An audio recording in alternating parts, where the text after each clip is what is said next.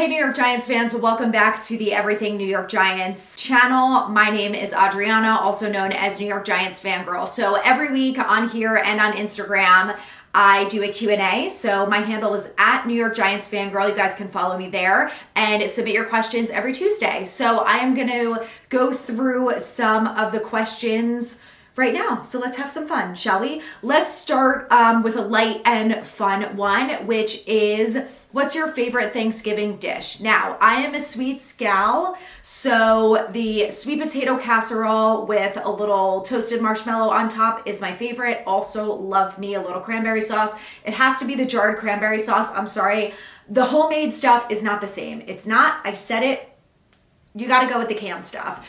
Also outside of that is a little pecan pie or pumpkin pie. Like I said, sweets are my fave. So that's what I'm most looking forward to on Thanksgiving. I also am looking forward to the football games. I'm very excited about the Lions-Packers. I think it's going to be a good matchup. And listen, call me crazy, but if the way that the Cowboys, it's Cowboys Commanders and then it's Niners Seahawks. And I'm just saying, but like in the chance that the Seahawks beat the Niners or the Cowboys lose to the Commanders, we are 2-2 in the division. Like, I mean, we win some more games, we could be right in it. I'm just saying, it's a little crazy, I know, but I have a little bit of hope for the first time in weeks. So just let me live a little bit, okay?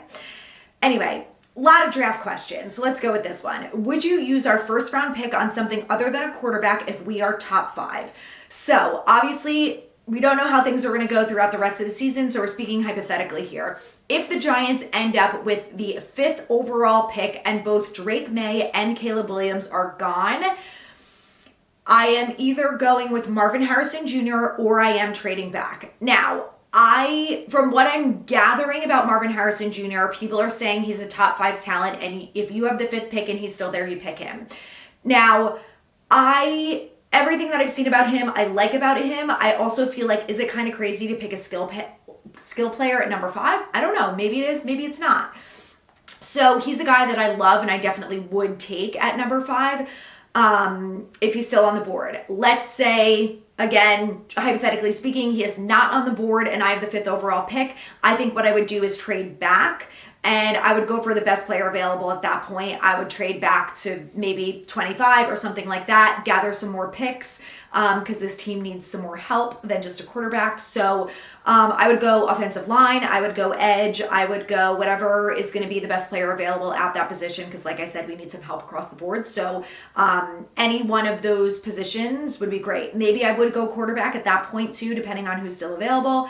We know guys like JJ McCarthy and Michael Penix Jr. and Bo Nix. There's a possibility that those guys will be there and they, might not make it to the 2nd round. So maybe then you pick one of them. Again, there's so much that could change from now until the drafts, but hypothetically speaking, if I'm the GM, that's kind of what I would be targeting, let's say at that point. Is Xavier Mckin going to be a Giant next season? So Xavier Mckin has actually played one of his best games of the year so far last year. In the last couple of weeks, he's really taken it up a notch and he's been better about tackling and making plays and just overall been a better football player than I think we've seen out of him for a while, especially since that hand injury. So I still just think, though, there's some sort of attitude with him there, and I don't know if it's the fact that the Giants haven't re-signed him yet, maybe they haven't been in talks for next year yet, and that's why he's upset. I just feel like there's something going on there, and it makes me feel like maybe he doesn't want to be a Giant next year, or I don't know. So there's some sort of friction, I think, with him and the front office or the organization as a whole. So I think ultimately he's not going to be here next year. I think they originally thought they were going to pay him, which is why they let Julian Love go. But I think at this point, if I'm the Giants, I feel like I've done everything right for Xavier Mckin at this point, especially with what happened with his hand last year. They could have fined him. They could have taken away money. They could have messed around with his contract. They didn't do anything. They gave him full confidence. They stood by him and so on and so forth. So I don't know. I'm just kind of feeling like he might not be here next year. And I'm a little disappointed. Like I love Xavier Mckin. I was super happy when we drafted him. But at this point, I'm like, I don't know. I wouldn't be wildly disappointed if he's not here anymore. So We'll see what happens with that. Do you agree that the Isaiah Simmons trade looks more like a bargain? 100%. I know most, if not all of us Giants fans were absolutely thrilled when Joe Schoen brought in Isaiah Simmons. And I think we are finally seeing the Isaiah Simmons that we all hoped he was going to be. From what I have heard from a lot of the defensive players, Wink's scheme is extremely difficult and it's hard to learn and it takes time. And I think we're finally seeing that with guys like Micah McFadden and Bobby Okereke and even Isaiah Simmons at this point. Like, I think it takes them a little while to get up to speed and feel comfortable. And then once they start to feel comfortable, they can fully unleash on the field. So he's a guy that I really want to continue to see more of. And I hope they sign him long term because I feel like he's just a good addition to this defense. And especially if Wink is here, I think Isaiah Simmons fits in well. So I would love to see them both here next year. Okay, we need to discuss this. It's official. We are no better with Daniel Jones than DeVito. We wasted money. And what I have to say is that I hate this fucking argument, point, whatever you want to call it. It's stupid, first of all. And second of all, get over it. Daniel Jones is going nowhere. Sit in your house and cry about it. Write John Mara a letter. It's not going to do anything. Maybe it's going to make you feel better if you write him a letter and tell him you hate Daniel Jones and you shouldn't have gotten the money he got. Big whoop. Where's Joe Burrow? On the fucking sidelines. Aaron Rodgers got a shitload of money. Deshaun Watson got a shitload of money.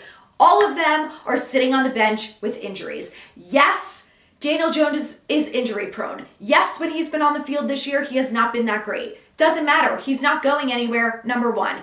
Number two, the offensive line has been a little bit better since DeVito has taken over. Not great by any means, but they've been a little bit better, first of all. Second of all, Andrew Thomas has finally been back. Third of all, DeVito has played every single game with Saquon. Jones missed Saquon for most of those games. And Tyrod Taylor was not amazing when he played either. So DeVito has had his best game against the Commanders. He had his best game so far as a Giant. Listen, I'm on board with Tommy DeVito. I think he's done a great job so far. But let's see how he does against more difficult teams. Let's see how he does against a Bill Belichick coach defense. You can say whatever you want about the Patriots. They are not a very good team. Bill Belichick is still a very good defensive coach, and he's going against an undrafted rookie. And at the end of the day, Bill Belichick has the upper hand. He's going to show Tommy DeVito things that DeVito has never seen before. And we're going to see how DeVito handles it. And maybe he's going to do great, or maybe he's not going to do so great. We're going to find out in a few days. But I just think this whole argument of we shouldn't have paid Jones the money and blah, blah, blah, whatever. Okay, I shouldn't have wasted all this money on college to do what I do now. Like, what do you want me to do about it? You know what I mean? I just think it's so dumb and people are getting so upset for no reason and everyone acting like Daniel Jones is the only quarterback in the league who got paid a lot of money and who's no longer playing right now. So it is what it is. There's nothing we can do about it. You can bitch about it all you want, but nothing's changing. Daniel Jones is going nowhere, at least for the 2024 season. Speaking of DJ, someone asked when his surgery is. So he was on Kay Adams on Tuesday, and he said that he is getting his surgery Wednesday, the day before Thanksgiving, and the rehab process is about 8 to 10 months. So he's doing his best to rehab and be ready to go for the surgery. And if we know anything about Daniel, is that he is going to work the hardest he's ever worked in his life to get back on the field for next season. So, you know, your body does one thing, your mind does another. I think that he's going to do whatever he can to get back. Ultimately, it's up to his body and how he heals and how he's ready to play at that point. But I wish him a successful surgery and a speedy recovery. And, you know, we will see how things go over the next 8 to 10 months or so. Was DeVito's performance Mike Kafka having a good game or DeVito having a career game? Now, I think this is a mix of both because I think that what we saw from Kafka was a little bit better from a play calling perspective than we've seen so far this year. I know there have been a lot of fans who've been really upset with Kafka and his play calling, and I totally agree with you. When it was 3rd and 2 and Saquon Barkley was not on the field, I wanted to throw something at the TV. Like, he's still making questionable decisions. But I think overall, he probably called one of his best games so far. We saw some things that we haven't seen at all this year. One of them being the wheel route to Saquon in the end zone, which they worked on a lot during the summer. And the fact that we're not seeing it until week 11 is very frustrating. It is what it is. But I also think that DeVito had a great game too. He, definitely has some things to work on, but he didn't turn the ball over. He was very accurate with his throws. He was pretty good about getting through his reads and making decisions. And again, he was accurate with the ball and he didn't turn it over. So he also had a great game. So I think it's a little bit of a mix of the two. Whoops. Just how bad has Tyreek Phillips been? Last season, I feel like he was twice the player he is now. Now, this is a really good point because, I know as fans, most of us were questioning and upset by the fact that they let Phillips go. Keep in mind, Phillips had an injury at the time, and I think everyone forgets about that. Yes, they still could have kept him just because he had an injury didn't mean that they had to let him go. But I'm sure that that's part of one of the reasons why they also thought Matt Pert. I don't know if they thought Matt Pert was better than him. That is absolutely a questionable choice if that was the case. But I think, Phillips did pretty well last year. Everyone on the offensive line played way better last year than they did this year. I know part of it is the injuries, but when you talk about guys like Bredesen and Glowinski who were here last year, who played better last year than they did this year, like what's the difference? You know what I mean? Like what's the problem here? So I am really starting to feel like some of it is the coaching. Tyreek Phillips spoke very highly of the Eagles offensive line coach when he was there. He was on their practice squad before he came back to the Giants, and he said that they focused a lot on technique and he learned a lot while being there. And I think, when you do that after being with the Eagles and then you come to the Giants and it seems like you've regressed a little bit, like it seems like everyone on the offensive line has regressed a little bit, at some point you have to question the coaching. And I am really feeling like if we had the offensive line coach that the Eagles had, or if we just had a top tier or better offensive line coach, then we would see different play. Now, you can't account for the injuries. That is what it is. But I do think that we would see better play from this offensive line than we have. So that's definitely frustrating. But I do think, unfortunately, for him, I don't like to see people get fired. These people are losing their jobs. They're losing their income. They have families, and I don't wish that for anyone. It is a performance-based business, and when you're not getting results, ultimately, you have to move on. So I do think that bringing in a new offensive line coach will hopefully make the players better. And if it doesn't, then you unfortunately learn the hard way that maybe it wasn't just the coach.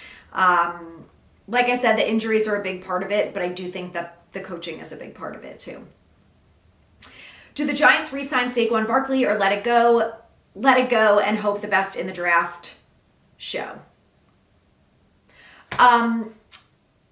So prior to this season, I really felt like Saquon was not going to be here next year, and I am feeling the opposite of that right now. I know that he missed 3 games with an injury. I think the Giants knew that, and that's why they didn't sign him to a long-term deal. They know that he's injury prone. But I just think that he's done everything right. And while he's been loyal, I know the Giants haven't been, and he's spoken very highly of the organization. He's had the opportunity, if he wanted to say some not nice things. And the only thing he said was that he understands that this is a business and, loyalty doesn't come with that. And he's right. He's not telling any lies. So he handled himself well in the offseason. I just think he's done everything right since he's been here. And he has really proven this year, and we knew this last year, but I think he's proven it to another level this year, especially being out 3 games, that this offense is not the same without him on the field. So when he's on the field, the offense is better, and there's no denying that. So I think because of those things, he's going to be here next year. I don't know in what capacity. I unfortunately think for him that the injury could lead the Giants to say, we're not going to sign you to a long-term deal because of the injury history. And I can't fault them for that. It's definitely a concern. But I also think that he should be here at least 1 more year. Maybe they do a 2-year deal and there's some sort of injury part of the contract in there that specifies if there's some sort of injury, he doesn't guarantee money. I don't know. I'm not a contract expert, but I think that I think that he should be here next year. Part of me feels like they're wasting his prime, and I would be happy to see him go to a team that's actually winning. But I also feel like if the Giants can figure this out over the next couple of years, nothing would make me happier than to see Saquon on a winning team. That's the Giants, and that maybe they can get a championship while he's here. He deserves it after all of the shit. And the same thing with Jones, like, and Dexter and Thomas, like these guys that have been here a while, they've dealt with a lot of bullshit. A lot.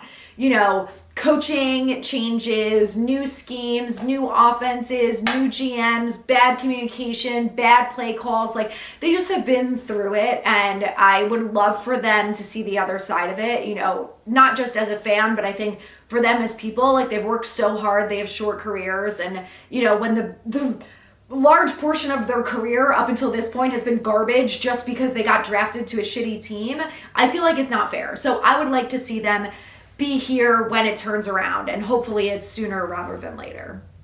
Andrew Thomas has a knee injury. Should they just shut him down for the year? My answer to that is yes. They will not do that unless he ends up with some sort of injury that is going to keep him out for a few weeks. I think that, you know, listen, as optimistic as I am that maybe they could make a push for the playoffs, I know it's delusional. I'm very aware of that. But the reality is it's probably not happening this year. So let's not risk our best player who has a nice contract with us getting injured and potentially being out next year, when in theory next year, you know, is going to be better than this year. So I don't know. I feel like I would kind of like to see that happen just because the risk of injury is so high. And, you know, I don't want him to be out next year. This year's a wash. Like, let's call it what it is, and have him get healthy for next year, you know? He's had a lot of injuries this year, and unfortunately I don't really think as the season goes on, like, knock on wood, I hope I'm wrong, but like, I don't really think that they're going to get better. You know, every time you're out there, you run the risk of getting injured yet again. So, in my opinion, that would be nice. Do you think we'll draft to try to get another outside linebacker to pair with Kayvon? 100% yes. I think it will be either the draft or free agency, or it could be a combination of the two. But I think the reality is that Azeez is not going to be here next year. He doesn't fall under the category of being dependable, which is one of their top words and ways that they characterize players and coaching and everything. So I think that with him being gone next year, we 100% need help on the other side for Kayvon. And Jihad Ward is likely not going to be here next year either. So with that, we have no backup on the edge. So I really want them to bring in someone else opposite Kayvon, and they will. I just don't know if it'll be draft and free agency or one versus the other, but they'll definitely bring someone in. So for those of you guys who don't know, my husband is a Patriots fan. He grew up outside of Boston and roots for all of the Boston teams. So he is coming with me to the game on Sunday. So it will be very entertaining. We will be tailgating in D3. If any of you are going, come on by and say hello. So one of the questions here is, what's the wager for the game with that Patriots loving husband of yours? So my husband is rational, believe it or not, as a Patriots fan, and knows that they suck this year, and they haven't even named a starting quarterback yet for this Sunday. The fact that the Giants are already 3-point underdogs is literally a joke. Like, I don't know who in Vegas is making these spreads, but that seems kind of wild to me. We'll see if that changes once they announce the starting quarterback. But I think he knows that regardless of who the quarterback is, like, the team is just not very good, and they're probably not going to win. And also, like, the Giants are not very good. So I think, you know, if this was 2007, 2011, it would be a very different experience, and we would both be, like, very aggressive and excited about this game, but we're both kind of like, we're in it for the food and drinks and the atmosphere at this point. So we'll see if that changes when Sunday comes around. I'm excited. I mean, I have hope after them winning last week. I feel better than I did prior to last week, but I'm not optimistic that they're going to come out and like shut out the Patriots or anything crazy. So it'll be entertaining to say the least.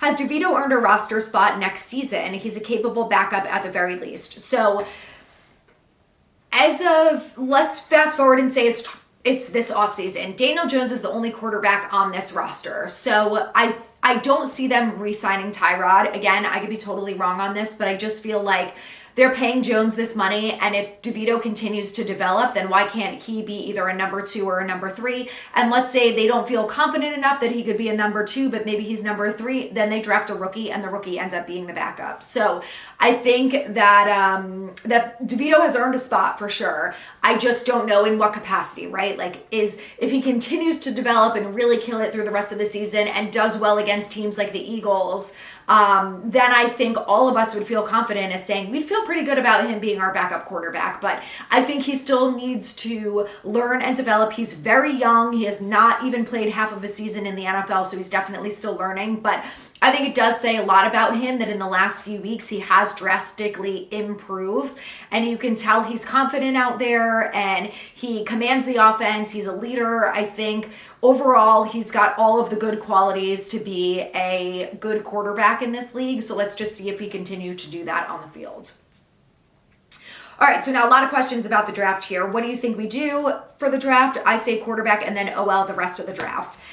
Listen, there is no question mark surrounding the fact that we need offensive linemen on this team. We need a tackle, we need guards, and honestly, I would bring in a backup center too, because if John Michael Schmitz happens to go out again, I do not want Ben Bredesen playing center. So that's what I would go for offensive line. Like I said, we need an edge desperately. So if there's a good one or a couple good ones coming out in the draft, I'd go after that. And then obviously I would go for a quarterback. Now, again, there's so many hypothetical situations, so I'm going to go based off of this one alone. As of right now, we have the 5th pick in the draft. So hypothetically speaking, let's say it's April 25th, 2024. We are on the clock. We have the number 5 pick. Drake May and Caleb Williams are gone, and Marvin Harrison is still on the board. I would likely take Marvin Harrison Jr. if he is the best player available and he is worth a top 5 pick. Now, I'm hearing from people that they do think he's going to go top 5, top 10 for sure, and he is worth a number 5 pick. So if he is, by all means, I would be happy with that pick. I would definitely take him. If he's gone at the number 5 pick, then I'm absolutely trading back and I am grabbing some more draft picks, maybe for 2nd or 3rd round. And I would move to a later 1st round pick. And then I would maybe go after someone like Michael Penix Jr., Bo Nix, or JJ McCarthy, someone like that. So I think I would maybe still go quarterback 1st round. I would just trade back and go later and then go for the skill players, offensive linemen, and edge in the later rounds. It'll be interesting to see what happens. Like I said, we still got a lot of time before the draft rolls around, so we'll see how things go. But as of right now, that's kind of what I'm leaning towards. If Tyrod comes back, do we stick with DeVito to add to his resume and potentially trade? So the thing is, Tommy DeVito was signed to the active roster for this year, but because he was a practice squad guy prior to that, he doesn't have a long-term contract with the Giants. So unless the Giants re-sign him for the 2024 season, he's not getting traded. So I think it's hard to say because it all depends on how things go on Sunday. If DeVito goes out there on Sunday, we put a beat down on the Patriots, he doesn't turn the ball over, he gets the ball out quick, he moves out of the pocket a little bit faster and takes less sacks, is accurate at the ball, et cetera, et cetera, et cetera. Does all the things that you want your quarterback to do, and then they take home a win. Then I think it's very possible that you go with DeVito moving forward. And, I think maybe what I would do at this point, like the more I think about it, I would maybe continue on with DeVito. And if the Giants feel like they are still in the race and maybe they have a shot at making a wild card spot, then maybe you think about putting Tyrod in. Or, if DeVito has a really bad first half and you feel like you can salvage the game, again, because you think maybe you could be in the hunt, if it's leaning towards that way, then you put Tyrod in and you see. But I think Sunday will be a big factor to see how things go on Sunday. And if he has a tough game and he doesn't look good and Tyrod is ready to go for the Packers game, then you start Tyrod and see what happens. And then if Tyrod has a shit game and turns the ball over and, makes a ton of mistakes and whatever, and then you put DeVito back in and say what the hell, get out there, kid, and keep learning. So it'll definitely be interesting to see what happens.